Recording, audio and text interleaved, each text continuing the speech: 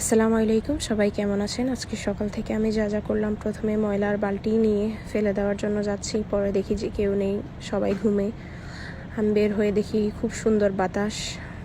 পরে পুকুর পাড়ে কতক্ষণ দাঁড়িয়েছিলাম। এরপরে দেখি যে আমার মেয়েটা উঠে গেছে, ওকে গাড়িতে এনে বসালাম। বসিয়ে ওকে কতক্ষণ গাড়িটা চালালাম, অনেকক্ষণ ওকে নিয়ে সময় কাটালাম। দেখি কেউ উঠছে। পরে দেখি যে আমার ছোট চাচাতো দেবর, ওখন দেখলাম মোবাইল ধরে রাখছি, ও হাই বলছে। শাশুড়িয়ে শাক নিচ্ছে, আমিও ওনার সাথে কয়েকটা শাক নিলাম, ওনাকে হেল্প করলাম। নিতে গল্প করতে করতে অনেকগুলা শাক নিয়ে ফেললাম। সুন্দর ভেজা জামা কাপড় ছিল, কালকের এগুলাকে রোদে শুকানোর জন্য দিব। দেখছেন আমাদের কত সুন্দর একলা বাড়ি, কেউ নেই। রাতের অনেকগুলা বাসন ছিল, থালা বাসন ছিল, এগুলা ধুবো।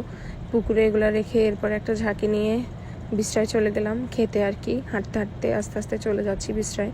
থালা বাসনগুলো পুকুরতে ধুয়ে রেখে দিয়েছি। এখন দেখি যে কেউ নেই, তাই সুযোগ করে যাচ্ছি বিশ্রা থেকে কিছু নিয়ে আসব। আসলে আমি মূলত বেগুনের জন্য যাচ্ছিলাম, যেন সন্ধ্যাবেলা বেগুনি করতে পারি। আজকে রোজা রেখে পরে রোদের মধ্যে গেলে কষ্ট হয়ে যাবে, তাই সকাল সকাল যাচ্ছি।